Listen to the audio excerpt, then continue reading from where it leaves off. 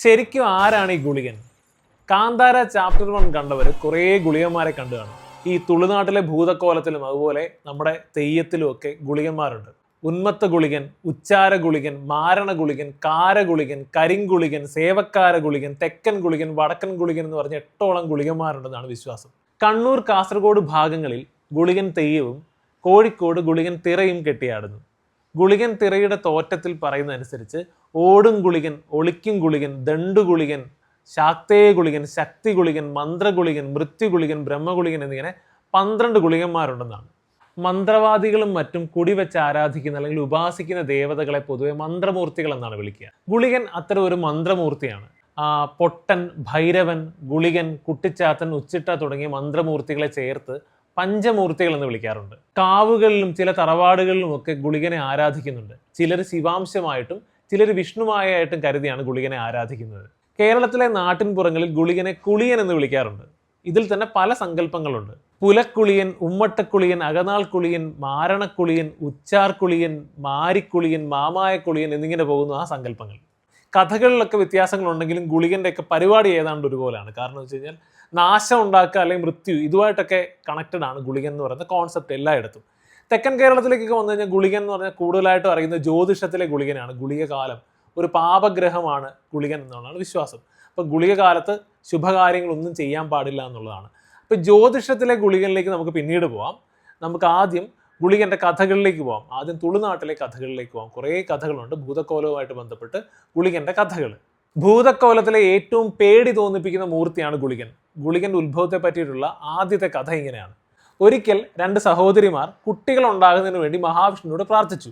മഹാവിഷ്ണു അവരെ അനുഗ്രഹിച്ചിട്ട് പറഞ്ഞു, നാളെ ഞാൻ അതിനുള്ള വരം തരാമെന്ന് പറഞ്ഞു. ഈ കൂട്ടത്തിലെ അനിയത്തി ചേച്ചി അറിയാതെ തലയ്ക്കൽ പോയി മഹാവിഷ്ണുവിൻ്റെ അടുക്കുന്ന വരം വാങ്ങി. മഹാവിഷ്ണു വാക്ക് കൊടുത്തിരുന്നുകൊണ്ട് തന്നെ മഹാവിഷ്ണു വരം നൽകി. 24 കുട്ടികൾ ഉണ്ടാകാനായിട്ടുള്ള വരമാണ് കിട്ടിയത്.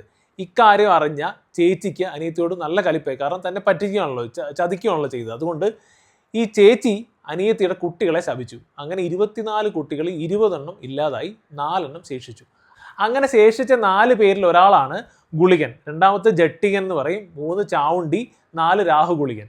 ഈ 4 പേരും ഭയങ്കര അപകടകാരികളായിരുന്നു, നാശമായിരുന്നു അവരുടെ മെയിൻ സംഭവം. അതുകൊണ്ട് തന്നെ മഹാവിഷ്ണു ഇവർക്ക് ഓരോരുത്തർക്കും ഓരോ ഡ്യൂട്ടി നൽകി ഇവരെ ഒതുക്കി ഭൂമിയിലേക്ക് വിട്ടു എന്നാണ് കഥ വരുന്നത്. രാത്രിയിൽ ദുഷ്ടശക്തികളെ അകറ്റി നിർത്തുക എന്നുള്ള ഡ്യൂട്ടിയാണ് ഗുളികന് കൊടുത്തു എന്നാണ് കഥ പറയുന്നത്. ഇനി മറ്റൊരു കഥ വരുന്നത് ശിവനും പാർവതിയുമുള്ള കഥയാണ്.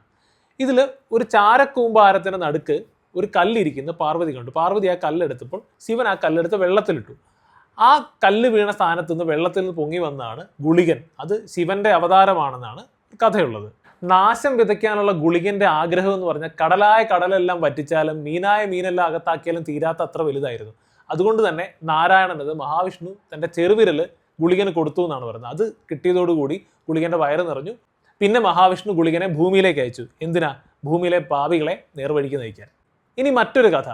ഈ കഥയിൽ വായുവിൻ്റെയും കാളിയുടെയും പുത്രനാണ് ഗുളികൻ. ഈ കഥയനുസരിച്ച് ഗുളികൻ പിറന്നത് എങ്ങനെയാണെന്നോ? അമ്മയുടെ മാറിൽ നിന്ന്. തെയ്യവുമായിട്ട് ബന്ധപ്പെട്ട് നമുക്കെല്ലാം അറിയുന്ന ഗുളികൻ കഥ എന്ന് പറയുന്നത് മാർക്കണ്ഡേയന്റെ കഥയാണ്. മൃഗണ്ടു എന്ന മുനി ഒരു പുത്രൻ ഉണ്ടാവാൻ വേണ്ടി പരമശിവനെ തപസ് ചെയ്തു. പരമശിവൻ പ്രത്യക്ഷപ്പെട്ട് വരം നൽകി. 2 ഓപ്ഷനാണ് കൊടുത്തത്. ഒന്ന്, 16 വയസ്സ് വരെ മാത്രം ജീവിച്ചിരിക്കുന്ന സൽസ്വഭാവിയും പണ്ഡിതനുമായിട്ടുള്ള നല്ലൊരു മകൻ. രണ്ടാമത്തേത്, ധാരാളം ആയുസ്സുള്ളതും എന്നാൽ ഒരു കാര്യത്തിനും കൊള്ളത്തില്ലാത്ത മടിയനുമായിട്ടുള്ള ചീത്ത സ്വഭാവമുള്ള ഒരു മകൻ. ഇതിൽ ഏത് വേണമെങ്കിലും ചൂസ് ചെയ്യാമെന്ന് പറഞ്ഞു. മൃഗണ്ടുവിന് ആലോചിക്കാനൊന്നും ഉണ്ടായിരുന്നില്ല. ഓപ്ഷൻ എ, ആദ്യത്തെ കുട്ടി 16 വയസ്സ് വരെ ജീവിച്ചിരിക്കുന്ന സൽപുത്രനെ മതി എന്ന് മൃഗണ്ടു പറഞ്ഞു. ശിവന്റെ അനുഗ്രഹം പോലെ തന്നെ പണ്ഡിതനും സൽസ്വഭാവിയായിട്ടുള്ള ഒരു പുത്രനെ തന്നെ മൃഗണ്ടുവിന് കിട്ടി. അവൻ്റെ പേര് മാർക്കണ്ഡേയൻ എന്നായിരുന്നു. കുഞ്ഞു പ്രായത്തിൽ തന്നെ പാണ്ഡിത്യം പ്രകടിപ്പിച്ച അവൻ സൽസ്വഭാവിയുമായിരുന്നു. മാതാപിതാക്കളിൽ നിന്ന് തൻ്റെ ആയുസിൻ്റെ കാര്യം അറിഞ്ഞ മാർക്കണ്ഡേയൻ ശിവനെ തപസ് ചെയ്യാൻ തുടങ്ങി. അവൻ്റെ 16ാം പിറന്നാളിനന്ന് യമകിങ്കരന്മാർ അവനെ കൂട്ടിക്കൊണ്ടു പോകാനായിട്ട് വന്നു. എന്നാൽ ശിവലിംഗത്തിൽ കെട്ടിപ്പിടിച്ച് പ്രാർത്ഥിച്ചിരുന്ന അവനെ കൂട്ടിക്കൊണ്ടുപോകാൻ അവർക്ക് സാധിച്ചില്ല. പിന്നെ സാക്ഷാൽ കാലൻ നേരിട്ട് വന്നു. കാലന് ഒരബദ്ധം പറ്റി. കാലൻ കാലഭാഷ എറിഞ്ഞപ്പോൾ ശിവലിംഗത്തെ അടക്കമാണ് ചുറ്റിയത്. ഇതിൽ കോപിഷ്ഠനായിട്ട് പ്രത്യക്ഷപ്പെട്ട ശിവൻ കാലനെ ഒറ്റയടിക്ക് ചാമ്പലാക്കി കളഞ്ഞു. അതോടെ കാര്യങ്ങളാകെ താറുമാറായില്ലേ. കാലനില്ലാത്ത കാലം വന്നാൽ മരണമില്ലെന്നാണല്ലോ. അതോടെ ഭൂമിയിലെ ബാലൻസ് മൊത്തത്തിൽ തെറ്റി. ഋഷിമാരുടെയൊക്കെ അഭ്യർത്ഥന മാനിച്ച് ശിവൻ ഒരു കാര്യം ചെയ്തു. ശിവൻ ശിവന്റെ ഇടതുകാലിൻ്റെ തള്ളവിരൽ ഭൂമിയിൽ അമർത്തി. അപ്പോൾ ഉണ്ടായി വന്നതാണ് ഗുളികൻ. ഗുളികന്റെ പിറവിയുടെ ഉദ്ദേശം ഒന്നേ ഉണ്ടായിരുന്നുള്ളൂ, ഭൂമിയിൽ മരണം തിരിച്ചു കൊണ്ടുവരിക, അതുപോലെ തന്നെ പാപികൾക്കുള്ള ശിക്ഷയും ഉറപ്പാക്കുക. പാണന്മാരുടെ തോറ്റം അനുസരിച്ച് ഗുളികൻ്റെ പിതാവ് ആദിത്യനും മാതാവ് കാലാഗ്നിയുമാണ്. എന്നാൽ മറ്റൊരു തോറ്റത്തിൽ ഗുളികനെ വിഷ്ണുമായായിട്ടാണ് സങ്കല്പിച്ചിരിക്കുന്നത്. ഇനി ജ്യോതിഷത്തിലെ ഗുളികൻ്റെ കഥ പറയാം. ഒരിക്കൽ ശനിയും ഗുരു ബൃഹസ്പതിയും തമ്മിൽ തർക്കമുണ്ടായി. അവർ വലിയ വഴക്കായി. അവസാനം വഴക്കിനിടെ കലിപ്പ് മൂത്തിട്ട് ബൃഹസ്പതി ശനിക്ക് നേരെ ഒരു അമ്പ് അയച്ചു. അത് കൃത്യം ശനിയുടെ നെറ്റിയിലാണ് കൊണ്ടത്. ബ്രഹ്മാവ് ഈ അമ്പ് വലിച്ചു ഊരിയപ്പോൾ കടും നീല നിറത്തിലുള്ള ഒരു ദ്രാവകം നിലത്ത് വീണു. അതിൽ നിന്ന് കറുത്ത ശരീരവും സർപ്പാകൃതിയുമുള്ള ഒരു പുത്രൻ ജനിച്ചു. ആ പുത്രന് മഹാവിഷ്ണു ഗുളികൻ എന്ന് പേരിട്ടു. ശനിക്ക് മന്ദൻ എന്നൊരു പേരുള്ളതുകൊണ്ട് തന്നെ ശനിയുടെ പുത്രന് മാന്തി എന്നൊരു പേരും കൂടി ഉണ്ടാവുമെന്ന് മഹാവിഷ്ണു പറഞ്ഞു. അത് മാത്രമല്ല, സകല ജീവികളുടെയും മരണത്തിന് കാരണമാകുന്നതുകൊണ്ട് മൃത്യു എന്നും ഇവൻ അറിയപ്പെടും എന്ന് മഹാവിഷ്ണു പറഞ്ഞു. ഈ ഗുളികനും നാശവും തമ്മിലുള്ള ഈ അസോസിയേഷൻ കാരണമാണ് നമ്മൾ നമ്മുടെ ശൈലിയിലൊക്കെ ഗുളികനെ ഉൾപ്പെടുത്തിയിരിക്കുന്നത്.